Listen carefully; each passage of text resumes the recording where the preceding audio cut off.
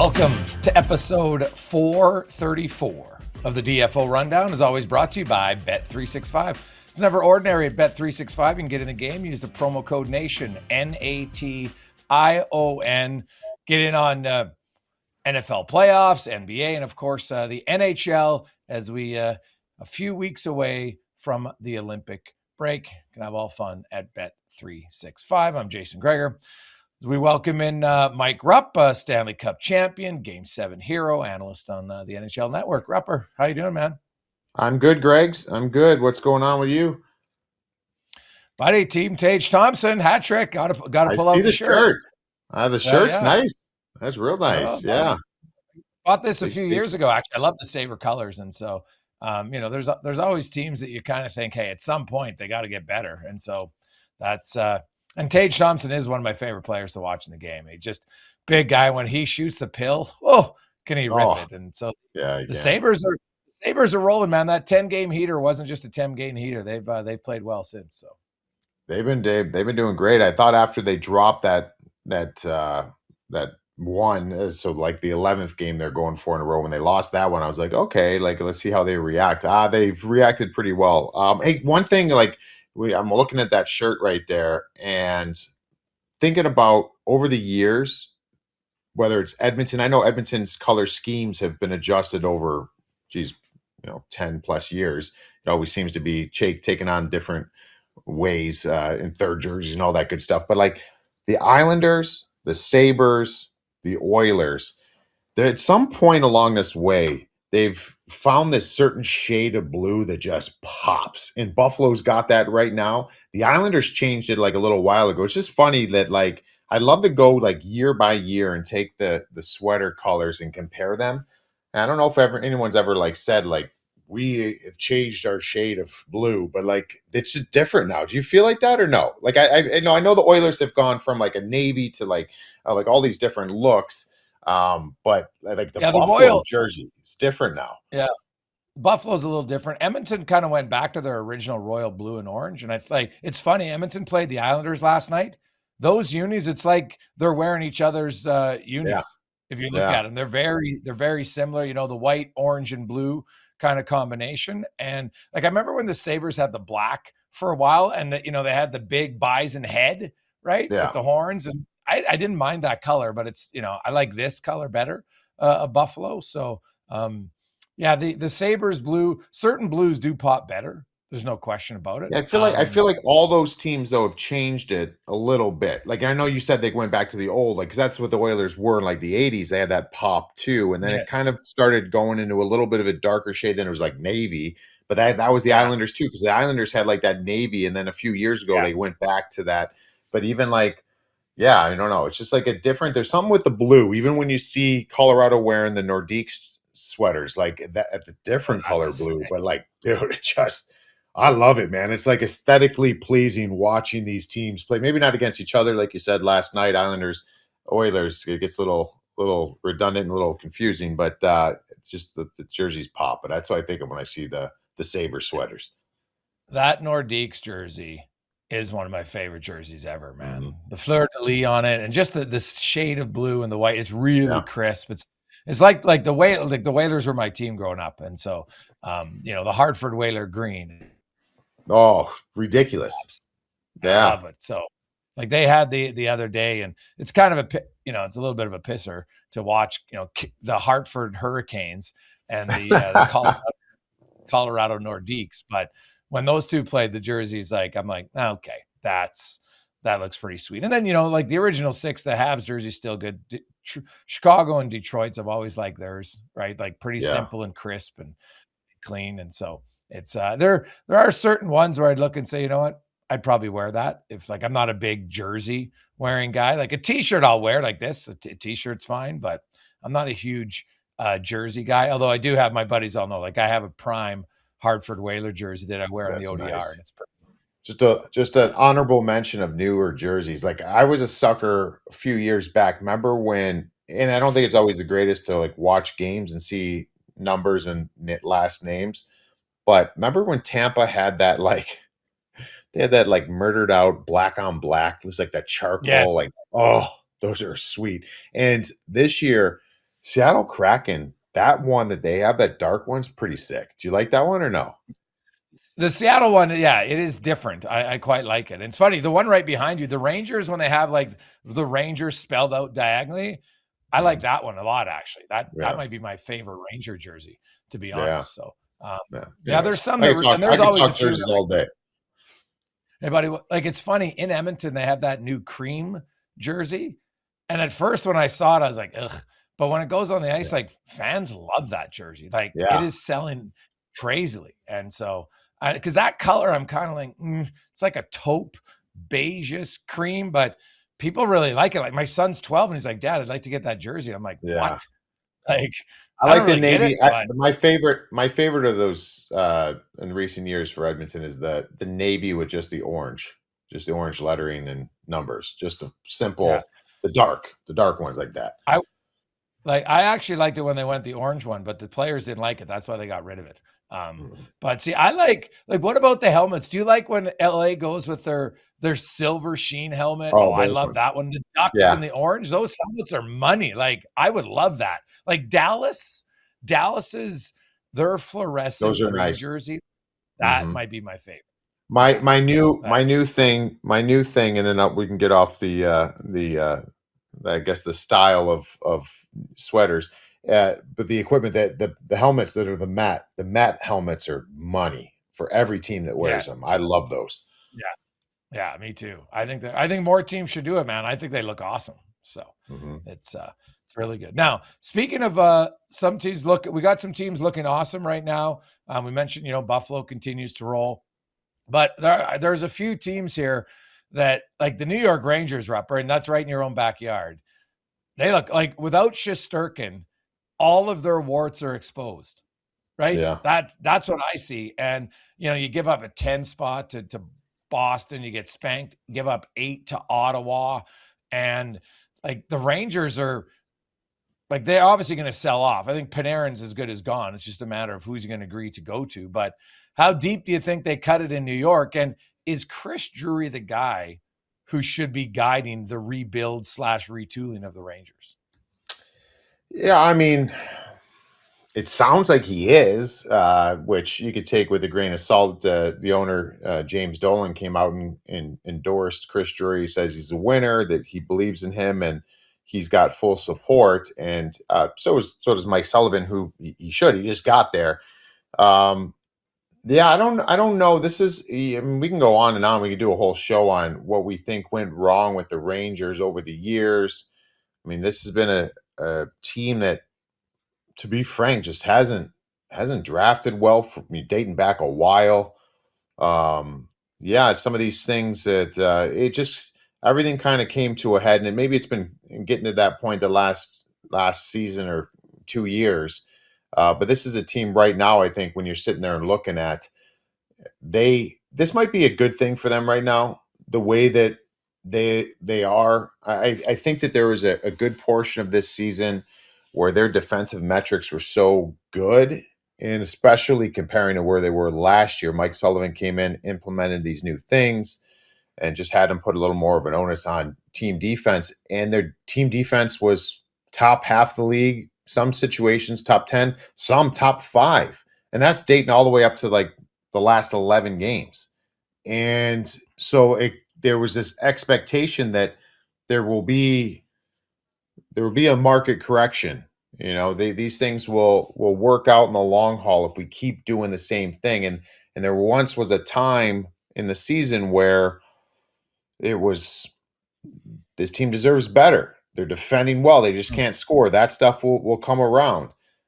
Those days are long gone, Greg's. The last 11 games, they are the inner slot shot attempts, inner slot shots on that, inner slot passes. They're like horrific. They're brutal. The bottom is completely fallen out. They've gone from like 2 to like 27 in some of these categories, like 10th to 22nd. Like everything has fallen off, and that's nothing to do with Igor Shesterkin not being in there. Nothing to do, well, maybe something to do with Adam Fox in some regards, but this isn't like, oh, if Igor was in there, it would be different. No, this is what they're they're giving up against. So all those things that we thought were going to turn the season around and get them into the playoffs, they're gone. And maybe this is the best thing for them, not having Foxy and not having Shesterkin. It's just they're not a good team. And it's very evident now. And I've been one of them that have said on your show numerous times this year that I believe that they're going to get in the playoffs. And maybe I needed to see these last 11 games and maybe the last week. No, they're toast. They're toast, and not just now. I think moving forward in the future. So it's going to be very, very interesting what this team does. I think there's a lot of pieces that you could move and get some return in. Some of those pieces have no move clauses. You mentioned Artemi Panarin. I think that's the biggest focus right now. And I think it's very evident now. You go to Artemi Panarin's camp and you say, let's work together here. What do we want to do? I think there's a team out there that is struggling and has cup aspirations that will be the perfect spot for Artemi Panarin. I believe that Artemi would potentially lift that no move to go there, and that's the Dallas Stars.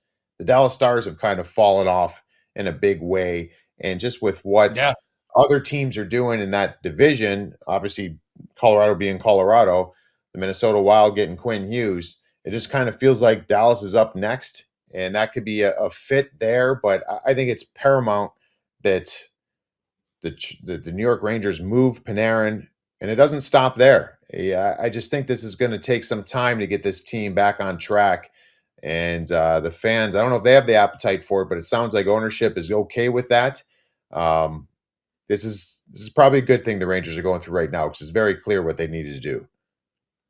Yeah, they need to rebuild. And you mentioned Dallas. They've only won 2 of their last 11 games. Now they've lost 4 in overtime in that span, but 2-5-4 is not a great record at any point for a team that was rolling, right? But all of a sudden, like the Colorado's squinting to even see them in the rearview mirror suddenly. Yeah. And it's Dallas and Minnesota, and Tampa Bay and other teams are catching up to them. Now that's the overall standings, whatever. Minnesota and Dallas are still pretty comfortable in second and third, and where they're going to finish most likely. But the Panarin one is interesting. You could trade him, and your regular season cap space is one thing, because if you get the Rangers to retain in the time of year, he'll be a lot lower. He'll be around a $3 million cap hit, but because the new salary cap rules in the playoffs, he'd be a 5.8 cap hit. So that's important to look at for salary cap space. You look at Dallas, they don't have, a lot of picks. They don't have their first rounder this year. They don't have their first rounder in 28. I guess they could give up their 27 first rounder. And, I guess the 3-time GM of the year, we'll see what he does in Jim Nill. But, Panarin does make sense to them for sure. I don't know if they have the cake. I guess if they bring Panarin, then they're maybe not re-signing Robertson, right? Like, they're obviously not going to have room for both of them moving forward, even with the cap going up. So that might be a little bit of a tell if they acquire Panarin, that, well, guess what? We don't think Robertson's coming back. So that's something to monitor for me for sure in Dallas. The Stars, it's surprising because they just shouldn't be this bad, right? Like you look at their roster, it's not like they've got crushing injuries right now or anything like that. They're in a funk where they're just not playing very well. And I think they'll get out of it eventually. Like, I still think Dallas is easily a playoff team, and I still view them as a cup contender, but they're just not playing very well at all. And it's kind of odd. Sometimes teams go through. I haven't dug deep into, are they in a tough part of their schedule, scheduling wise, because I will say, Rupper, there are some teams that when you come, like looking at schedules, I do think like strength of schedule matters. And there are a few, and you played, and I know a lot of people talk about back-to-backs. I think 3 games in 4 days is a bigger deal than back-to-back. What do you think? Yeah, no, I would agree with that. I think that's more challenging.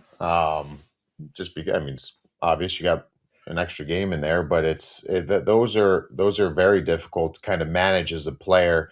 Back to back is kind of, I mean, a back to back, you're not pregame skating the second one. I mean, you're kind of just, it's almost just, hey, let's just push through this. And usually after a back to back, a lot of times you have maybe 2 days before the next game, but that's what makes 3 and 4 so tough. That's one of those is a back to back in 3 and 4. So you're either going back to back day, then game, or game than a day between in the back to back. So it just gets a little. It's a lot. It's a lot on the body, and depending on if you got some travel in there too. That's certainly something. Yeah, I mean, this is when we're talking the Dallas Stars, it's hard to like really pinpoint what is going wrong with them in some regards. Like they're not scoring. That's kind of dropped off in some regards. They're defensive. I'm looking at it right now. Like some of their defensive stuff, even in this stretch, I'm going from like December 23rd. That's kind of where it dropped off a little bit for them. It's not terrible. So it's just that right now they're not getting the results. Um, it's like they need a shot in the arm, and I don't know what exactly that is, but I think maybe a move, and Jim Nill is very good at evaluating his team and making those types of moves when it's necessary. It just kind of feels like it's necessary in the coming weeks here for him to do something. Maybe it's not something as big as an Artemi Panarin, but it's something that they certainly need to do. I mean, you've got I'm trying to look right here on their power play. Like their power play, they got a good power play all year, so that's an area that they do well. They need a little pop. They need a little pop, and in their front end. So yeah, we'll see what they end up doing. Now, one other team that is going good right now, all of a sudden, and we see this, man, because the standings are so close. You get on a heater for a week, and it Yeah. changes everything. The Boston Bruins on January 8th were like, oh, Jesus, not sure about the Bruins, and now they've won 5 in a row, and they're back in a playoff spot. And you look, and you're like, geez, and they beat Detroit, and they beat Pittsburgh, and they beat the Rangers, who they should beat, like spanked the Rangers, so they beat them 10-2.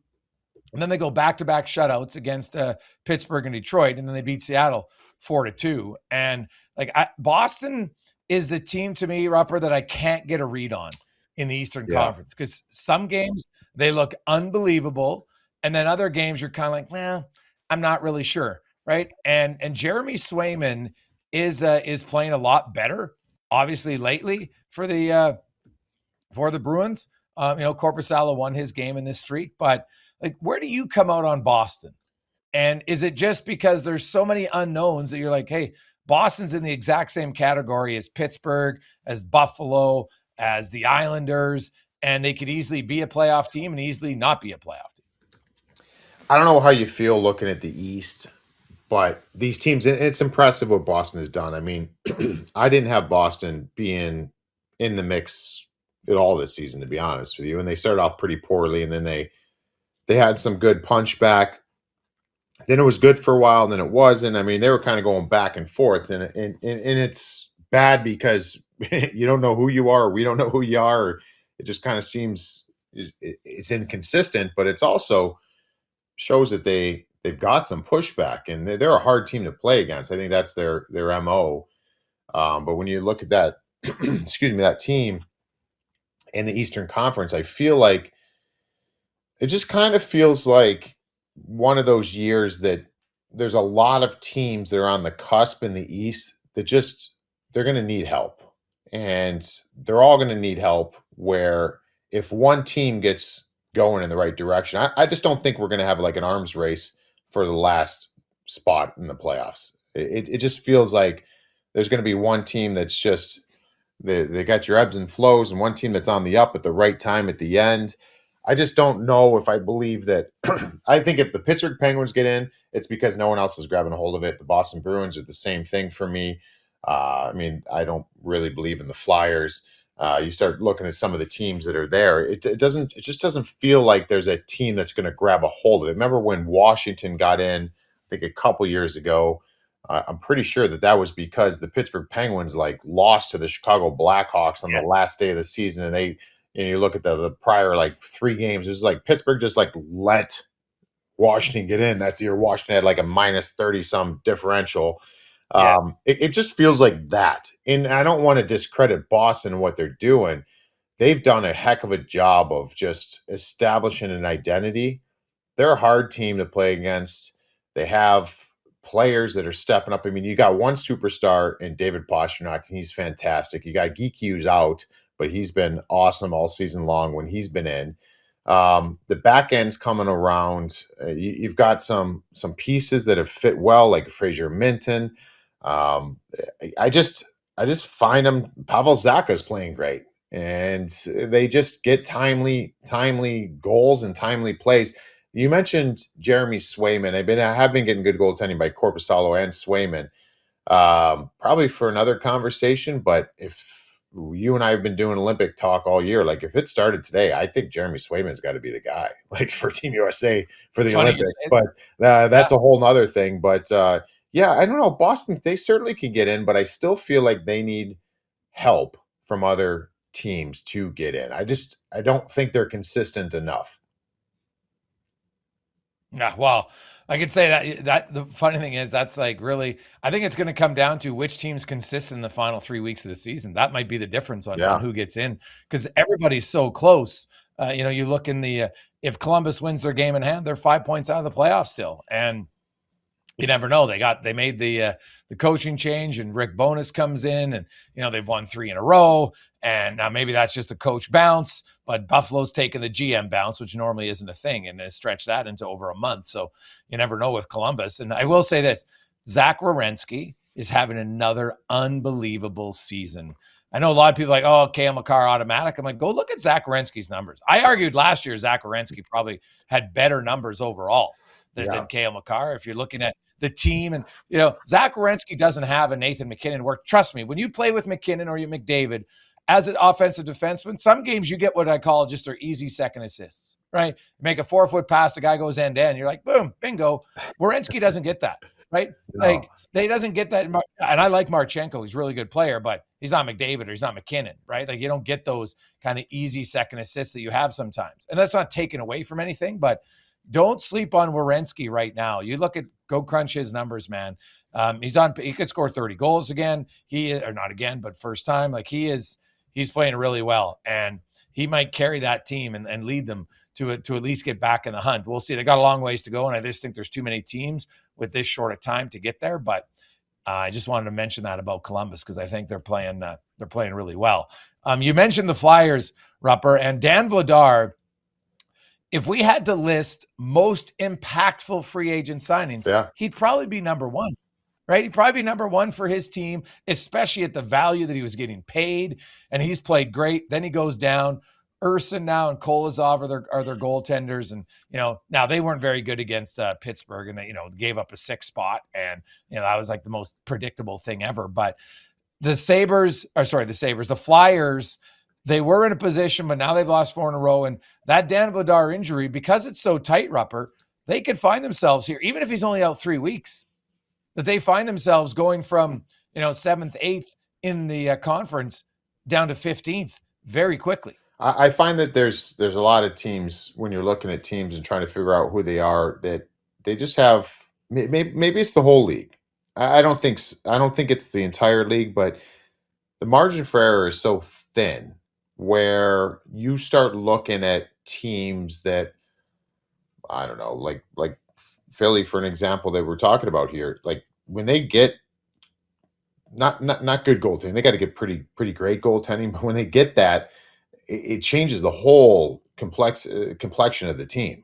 And I used to always think, going back, geez, even when Connor came into the league, McDavid, it was kind of like they had so many things going for them. They just needed something else to kind of go their way, and the team was successful. And I always felt like at times it was maybe good goaltending. Maybe times it wasn't great goaltending. It was the power play clicking at a high rate. Maybe at other times it was whatever. It's like the Flyers are one of those teams, they have to get goaltending. I mean, you look back to last year, they had no chance. They weren't getting saves. And Dan Vladar has been so good for them and giving them that opportunity. Yeah, it stinks. It's really kind of showing that they're maybe a lot more fragile than we maybe thought. Their four-game losing streak, that'll bury you, and you got to put an end to it, and you're going to have to find a way to get a 3 or 4 game win streak here. I just feel like that's kind of where it's at. So we'll see what happens with the Flyers. I think that they're one of those teams that has done a lot of these teams that don't make the playoffs. I think there's a goal of like playing competitive hockey for certain stretches, wherever that mile marker is. I mean, it used to be for me like a Detroit would be like, hey, let's play competitive hockey, or an Ottawa. Let's use Ottawa, for example, where I'd be like, hey, they got to play competitive hockey till after Christmas. And then they eventually did that. I'm like, oh, all right. So now let's play competitive hockey till the trade deadline. And then over the last number of years, they've been doing that, and they've been pushing it along, made the playoffs last year. I think the Flyers are part of that too. Like, they have to keep pushing this along to play competitive hockey. You want to make the playoffs. Do they? I don't know. But they need to be in a dogfight down the stretch. And for me, that's a winning season for them. And they took a step if that's the case. Right now, they're kind of going through it, though, and no Dan Vladar is certainly not going to help. What do you make of Michkov? He had 1 goal in 20 games prior to last night. He scored, and he fought Blake Lizotte in the third period. And I know, like, probably, hey, you want to endear yourself to the Flyer faithful. You're getting a tilt when you're an offensive player. But, 1 goal in 20 games. He's been averaging about 14 minutes a night, which doesn't seem like it's not really top 6 minutes, right? Where do you come out on Michkov and the Flyers, and do they need to play him more? So here's the thing on Michkov. He's got talent. Well, no one's going to deny that. Flyers fans came at me hard last year, this offseason actually, because I just said, like, if he's willing to make some changes in his game 5-on-5, that will help him offensively, because it's just going to give him more minutes played. He has to earn more trust in the coaching staff to put him out in certain situations. And the Flyer fans said that he has, because some of his underlying numbers last year had some of the best 5-on-5 analytics as far as when he's on the ice. And that's fine. This is where I kind of get lost, where you can get lost in the numbers a little bit, is like the eye test is telling me when I'm watching him and the way that coach is using him 5-on-5 minutes wise, that there's a lack of trust. There's a lack of trust there. And I think no matter who you are as a player and you're breaking into the National Hockey League, being a star and getting points like he has shown that he's capable of doing will certainly help. But at the end of the day, it's still always about trust from your coaching staff. And if you can have trust and get put out in different situations, and I don't think Michkov's ever going to be a player that you throw out no matter what the circumstance is, but the more trust he earns from the coach, and this is a new coach, and he had a little bit of a fresh start with Rick Tocchet, that's what you're looking for. We know you can score points. We know you can get goals. Can you be out there if this is the game situation and our end goal is to win the game? Can you carry out the right decisions in that time? And I still think he's lacking in that department. So does he need to play more? Do you want to see him more as a Flyers fan? Absolutely. Why wouldn't you? He might be the most talented guy on the team, but you got to earn the trust of your coaching staff, or it's just simply not going to happen. Yeah, no, I would agree with that. And it is the chicken and the egg thing, right? It's funny. The one guy in Philly who's really succeeding is Trevor Zegras, and people thought that he couldn't do that in Anaheim, and he gets a new opportunity, and he's playing better. And I look at Zegras and Michkov, and I think, hey, there's talent there. And if Zegras can get the trust of the coach, I don't see any reason why Michkov can't. But I'll tell you right now, that is a great comp. That is a phenomenal comp that you could just look down your locker room to and say, do you know what that guy was before he got here? Maybe Michkov wasn't overly familiar with that, but that's your comp. Because Trevor Zegras, I love him. I love them since him talking smack at World Juniors before the gold medal game against Team Canada. Remember, that was Team Canada dominating the whole tournament, and basically he came in. I remember covering it with NHL Network, and you had Zegras come in on his walk-in interview and just said, "Well, they haven't seen a team like us yet." I'm like, oh man, this could go one of two ways here. And they came through, and he came through, and I thought that he brought this swagger that I'm like, I like this kid. He's got a little fierce competition in him. Then he got to Anaheim. I've said this before. I'll say it again. I felt like he was a little bit of like a sideshow in regards to elite talent, not a very good hockey player. Great hockey talent, but wasn't a great hockey player. And he has made changes to his game. I remember talking, oh man, the coach prior, Greg Cronin. Greg Cronin, I was talking to him about him. He's like, Trevor has come a long way, and he's asking questions. He's trying to get better. He's putting the work in. I'm like, all right, that's great to know, because he's got the talent, and now we're seeing it come full circle. And he's got that trust. You're seeing Trevor take off, and he's got that swagger back. That's what you need Michkov to do. And if Michkov is willing to do it and can do it, that will help this Flyers team get to another level where we don't have to worry about, is Dan Vladar going to be in net? Because now they've got a player that they can get more offense from, because they could trust him more defensively. Yeah, well, it's not lost on me, Rupper, that he gets into a tilt early in the third and then scores a goal late in the third coming down and just rips it. So it's funny what can happen to get a guy going sometime. And knowing his coach, I've always argued there's certain ways to get noticed, and everybody has a bias. Mm-hmm. Everybody has a bias, Rupper. And Rick Tocchet sees Michkov fight and then score a goal. I don't care. People can say, oh, it's not going to impact. Bullshit. It will impact Rick Tocchet automatically. Subconsciously, he's going to look, okay, this kid cares, man, because that's how Rick played, right? Everybody has a natural bias. And I'm not saying he was telling Michkov to fight, but trust me, and there's certain coaches that don't like guys who fight. You throw a bone. Right? They I don't. Yeah. You're going to toss him something when he shows he's willing to do something different. You'll give him something different, even if it's not earned in the other side of it. I mean, I just think back the way it used to be. And when I say used to be, like, I didn't play that long ago. I didn't play in the 80s or 90s. I'm talking like 2010 and like even a little prior to that. Like, when you'd go out and stand up for your team, or you'd scrap, or you'd show something, no matter if that's even if that's your job, the coach would throw you some token shit. He'd throw you a token shift. I remember there's times that I wanted to play more in a game, and I just sit there, and someone would take a run at a teammate. I go fight him, and guess what? I get bumped up and I play a shift on the top line. And it was like, hey, here's your reward.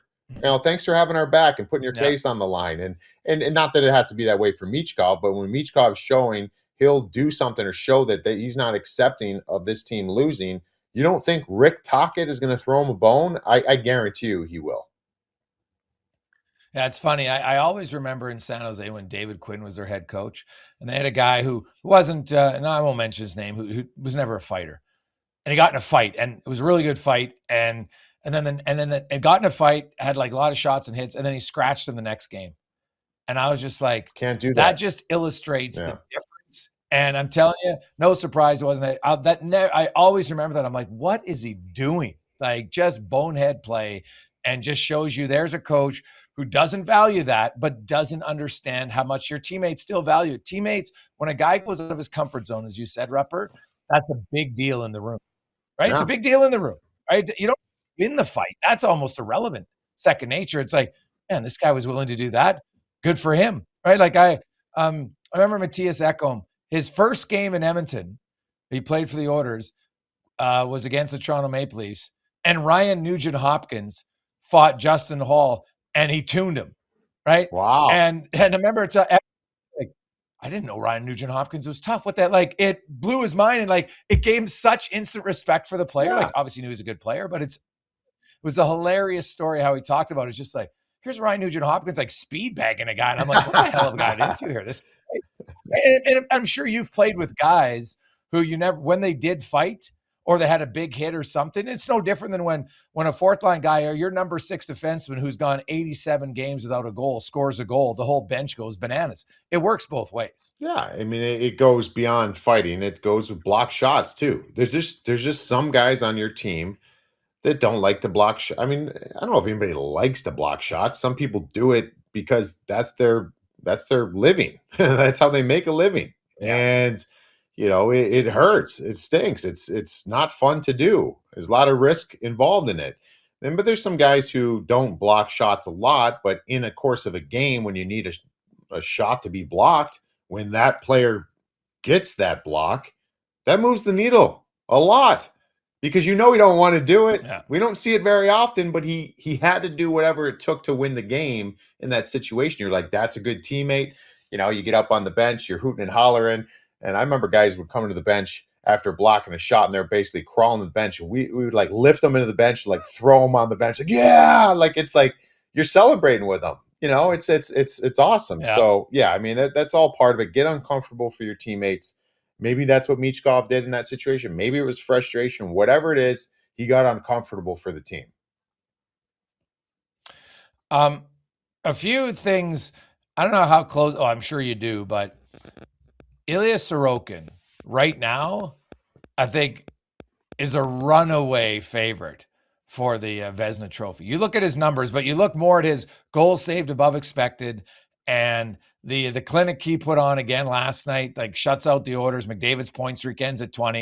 You got a little lucky, maybe Draisaitl missing a wide open net and it hits the goalpost with 15 seconds left, which was kind of strange. But Sorokin, man, you look at the Islanders, they've given up the second most high danger chances at 5-on-5 in the NHL.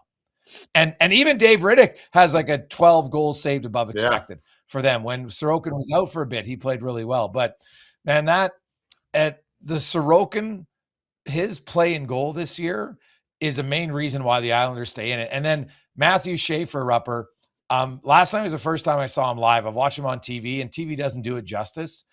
That kid's ability, he is always up in the play. Like that guy can skate miles. He's only 18. You watch his body and you're like, wait till this guy fills out, right? Like he's tall and lean and you can just see his body's not very big. Like that guy is going to be an absolute killer. I think when he gets into his early 20s, he's already dynamic, but he's going to add 10, 15 pounds just of pure muscle. It just happens. He's only 18 years of age. I think he's really going to benefit from that 3-week break. I know Islander fans are probably disappointed he didn't go to the Olympics. It's probably the best thing for him 100%. Just to get a break because you do get worn down as a rookie when you're playing that many minutes. But I have to tell you, man, Islander fans, when you got Sorokin and Schaefer, like we were going through the list of how many teams have a legit number one defenseman and a legit like top 10 goalie. There's not many in the NHL. There was like, I had like 10 teams maybe. And, you know, and the Rangers are one of them with Fox and Shesterkin, and they're not doing anything. But the Islanders, the only problem that I see for them moving forward, Rupper, is where they're going to get the offense from, because they're not going to get a top pick, right? That's going to be their only challenge. But my God, Schaefer, if fans out there haven't watched him live, go look at your schedule. And when he comes to your city, go watch him.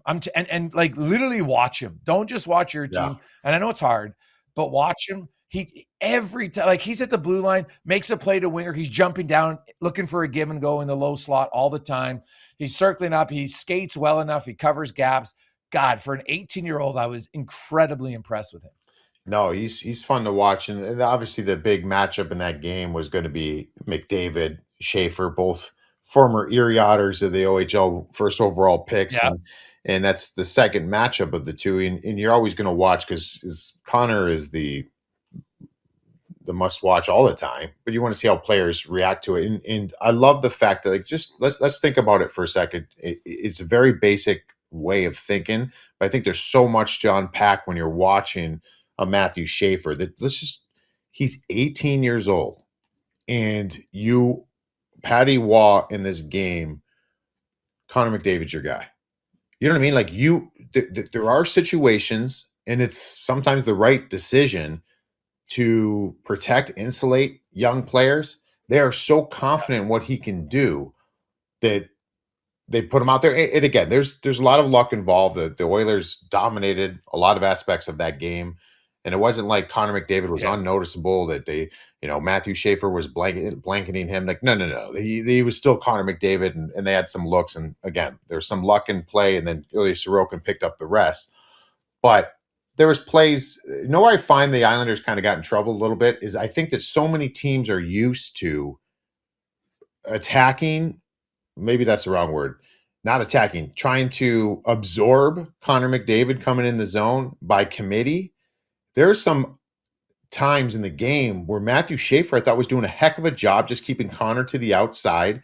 Where they got in trouble is where they came over to help Matthew Schaefer. because now the one play in particular was Anders Lee kind of comes to help him out, and he's doing the right thing, and that's the way you would approach Connor with any other defenseman. It's by committee, but then Matthew kind of had him. Schaefer kind of had him to the outside, and then Connor's just so talented that as soon as Anders Lee leaves the middle of the ice, that opens the middle of the ice, makes a little backhand pass for an opportunity. So that was something that was interesting to me. Is I'm like, I don't know if he can handle if you get 10 games of those two head to head, which is a shame that we don't get more because of the different conferences. Connor would have his way, but it was just fun to watch some plays where I'm like, this might be the one guy that can kind of keep tabs on him skating wise. It was really entertaining to watch. Matthew Schaefer's very special, but to your point, Ilya Sorokin, yeah, he's the Vezina guy. And the other thing when we talk about the Islanders, you got a top end goalie, a guy that I think can win the Vezina this year. You've got Matthew Schaefer, who I think will win the Calder this year, but he's also on an entry level contract. And that's what leads me to the New York Islanders, who this is a team that is in second place, only a few points off Carolina for the top spot in the Metro. They're kind of surprised a lot of teams, a lot of people, their fan base included, of where they're at. It kind of feels like they need to do something to help this team over the hump. You don't get many years where the East is kind of wide open. The New York Islanders are a juggernaut of a team in some ways. They don't score goals a ton. I don't think they're going to go and get a player, a rental, a penny UFA, a big name, if there is many out there. I don't think they're going to be in on that. But don't sleep on like a Jordan Kyrou move or something where you can get some term on the back end and add some goal scoring, because that's an area that this team needs help in. I'm very intrigued by the Islanders, and that was a big game. You and I talked about it before. If you beat Edmonton, you got to keep Connor off the score sheet some way, shape, or form. They did last night, and they got a big win. Well, and it'd be rare, and I'd have to look back at when was the last time we had an Islander-Rangers trade. But the team that could really use Artemi Panarin is the New York Islanders, right? Mm-hmm. And I don't know, like, could you imagine, even if he gets traded somewhere else, but then as a free agent, he's like, I'm signing with the Islanders? Oh, my God, that would be I don't know. I'm sure the Rangers. I think a lot of the Rangers fan base is frustrated with what's going on, and they're directing a lot of that towards Chris Drury. I'm not sure how it would go over if they traded Artemi Panarin to the Islanders and they went on some sort of run in the playoffs. Oh, buddy. But I know that's why it'd be hard to trade him. But what if he gets traded somewhere else, and then the Islanders are like, hey, man, you love New York. Just come and you can play with us now. And that'd be great. That's a team that needs him, right?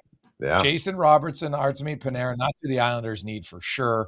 The one thing about the Islanders, they play man-to-man a lot. And I find you can get exposed in man-to-man. And I thought Edmonton's really generated, like, they outshot him. Like, there was a stretch there from the start of the second period to halfway through the third, 30 minutes, where they were out shooting them 21-4.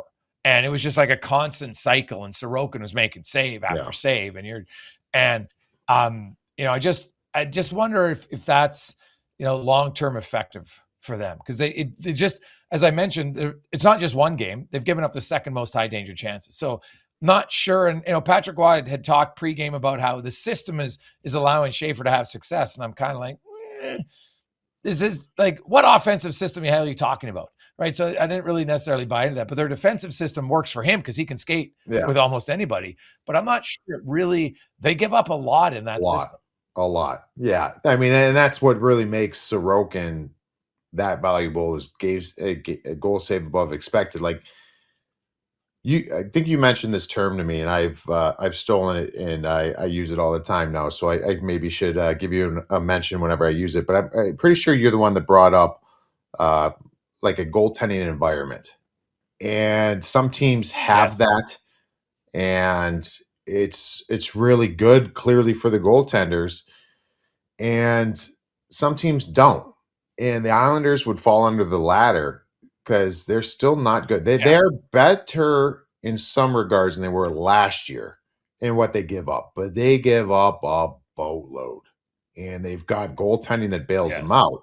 Now, if they want to make any hey, in the playoffs, they that's got to change in some regard. I don't think on the fly you're all of a sudden going to get in the playoffs and be like a lockdown team, and that's fine because maybe that's is what allows Matthew Schaefer to and he can play defense. Like he's a good defensive player. He's had a couple tough moments in his career, but that's every player does. I mean, he's going against the best, and so that's an area that they need to clean up a little bit if they want to, I guess, go on any sort of run in the playoffs. Because yeah, if you look at some of their defensive measurements, they're not very good.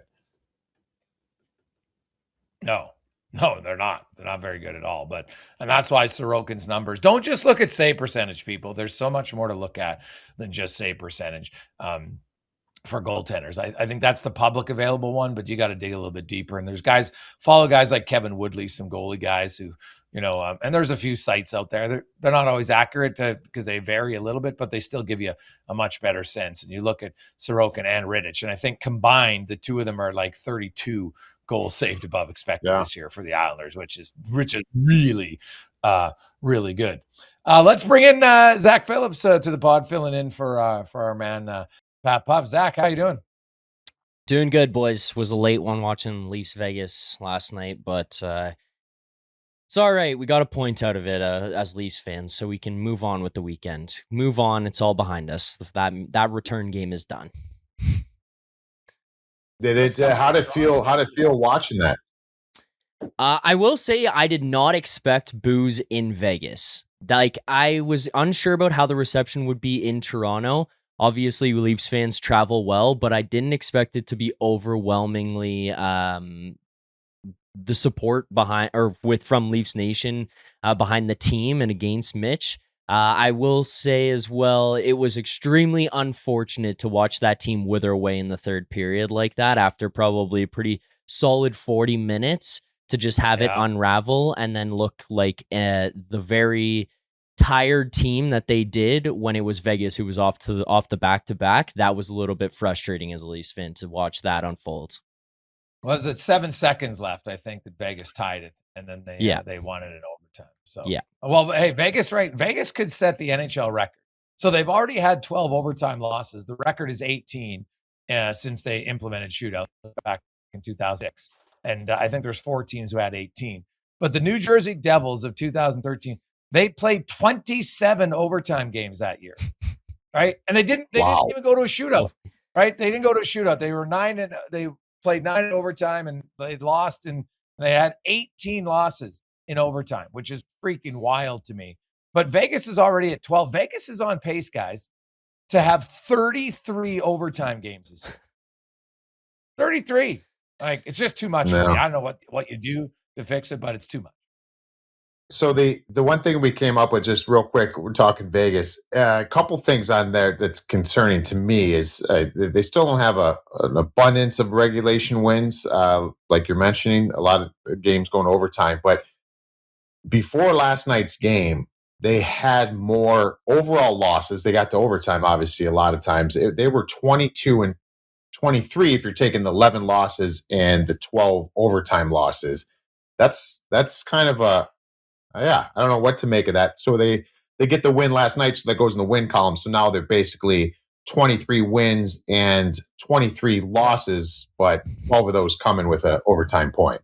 That's not great.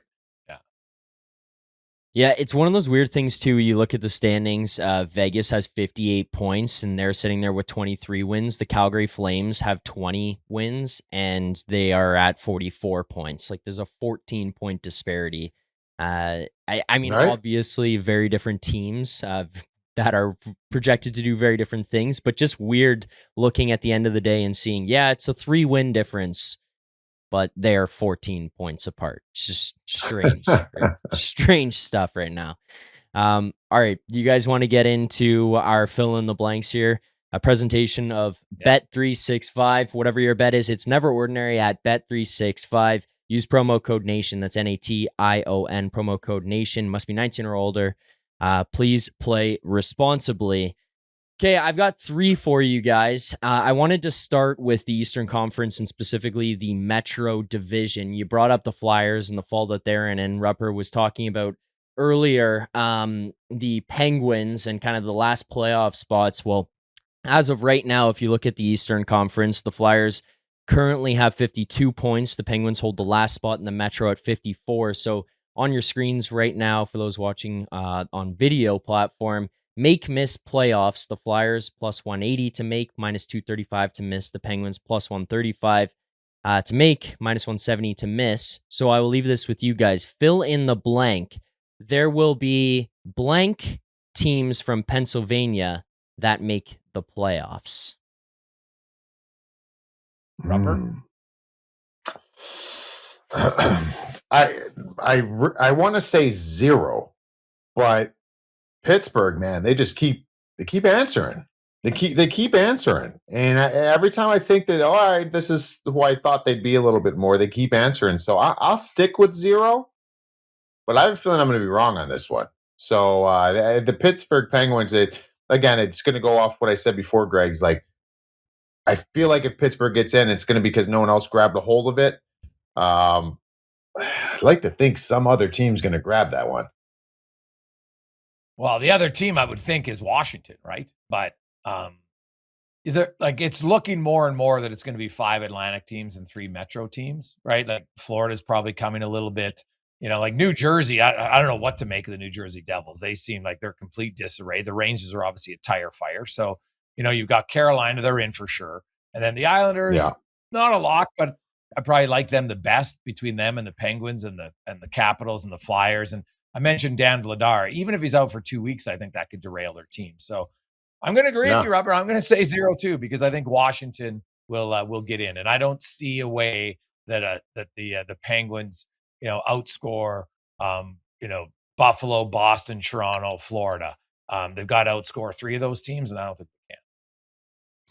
Okay, I want to go to the Jack Adams Award right now because a lot's been made. And Greg's, you joined Jeff Merrick on the sheet earlier, and you brought up the fact that Jared Bednar should be very much in the conversation. I think at that point you said if he continued on the path that he was on at that point in time, he should win. But if you look on Bet365 right now, the 2 favorites to win the Jack Adams, the Coach of the Year, is Jared Bednar plus 105, John Cooper plus 550. What he's doing with the Tampa Bay Lightning right now, leading the Atlantic Division, is nothing to scoff at. So I will go with this for you guys. Blank coach will win the Jack Adams for the first time because neither Bednar nor Cooper have won it. Well, I'm going to I know I'd said that with Bednar a few weeks ago, but John Cooper, I dug into Tampa Bay and their 11-game winning streak. No Hedman. McDonough's only played 2 games. Cernak only played 7. Another guy, Emil Lilleberg, who had up until that point had played like 3rd most minutes on their blue line, hasn't played any. You win 11 straight at any point, but you're doing it with 4 defensemen making $950K or less, right? Including Darren Radish, who's having an unreal year. That guy's going to get paid. Good for him. But John Cooper's never won, which I would argue illustrates at times that the award, it gets too much always on, well, they had a bad team the year before and now they're a better team, so it's got to be the coach. And I'm like, come on. They change half their team. It's not just the coach sometimes. But I look at Tampa Bay and, now Braden Point's out and Hedman has barely played this year. He's your top guy. McDonough, they're getting older. They've been able to transition their defense a little bit on the fly. And I give a lot of credit to Cooper. So, and the fact that he's plus 550 while Bednar's only plus 05, I'd be going to Bet365 on John Cooper all day. Yeah, I mean, John Cooper's one for me. I think, Jared Bednar, yeah. I mean, you're talking about a team that could be setting records this year, but I also think going back to 2019, John Cooper coached a team that was setting records. he hasn't won. He hasn't won the Jack Adams, and you don't take that into account and you don't feel bad, and that's why you give them the vote. But like we've seen the good teams. I agree with you though, Greg's. Like I don't feel like the teams that are expected to be decent or good that remain good, the coaches ever get enough attention. So, which leads me to my 1B would maybe be Todd McClellan, and that's kind of fuels into what we were just talking about. his ability. I just think that Todd McClellan's done a heck of a job this year. If you recall, after game one, he called his team out. And you could be like, whoa, what's this? Because he's putting his foot down saying enough's enough. If this is the year, and whatever he said to that team and how he guided them, Detroit's been a really nice story. So I'd probably go John Cooper, my first pick, and then Todd McClellan is pick 2. Okay. Final one here for you guys. I want to close on the big conversation in the Hart Trophy. So on Bet365 right now, Nathan MacKinnon, heavy favorite, minus 330. Macklin Celebrini, plus 400. Connor McDavid, plus 500. So I will give you this fill in the blank. Nathan MacKinnon actually should not win the Hart Trophy. The Hart Trophy winner should be blank. Macklin Celebrini. Macklin Celebrini is the one that I think it should be. And if things carry the way they are now, if things carry on with the dominant performance of Connor McDavid, I think he would be the other one too. It just we were looking at it and we were speaking on it, Greg's, where the Edmonton Oilers have not won a game this season when Connor gets 0 points. Macklin Celebrini, same thing. San Jose has not won when Macklin Celebrini does not get any points. That's not the case with Nathan MacKinnon. They actually have a winning record when he doesn't get any points. They're like 5-2 or 5-3. And I just find that that's just another indicator that the Edmonton Oilers, much better team than the San Jose Sharks, but they're not as deep as the Colorado Avalanche. They need and they lean on their superstars more than a lot of teams need to. And that would go to the same thing with Macklin. So I would go Macklin Celebrini. I'm almost to the point now where I don't know if they have to make the playoffs. I think they got to be like right there. Like if they miss, it's got to be like a point for me to still feel the same way. If they trail off or drop off, then I'd move that over to Connor McDavid. You look at Celebrini and he has 71 points. Toffoli and Wenberg are second and third. They've combined have 64 points. They combined have 23 goals. He's got 24 goals. Like now, the Hart Trophy isn't the best player. That's the Ted Lindsay. So people have to understand they are a little bit different. It's most valuable to your team. And I understand the argument that if you don't make the playoffs, that you shouldn't win the Hart. Although I think Lemieux did it the 1 year in Pittsburgh way back, the last guy to win the Hart for a team that didn't make the playoffs. So precedent has been set. You can't do it. Based on everything of that, I would go because, McKinnon's got nicest and Makar. They're all in the top 10.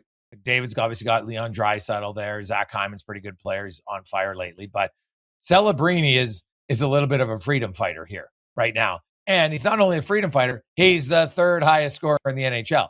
He's on pace to have the second most points ever by a teenager.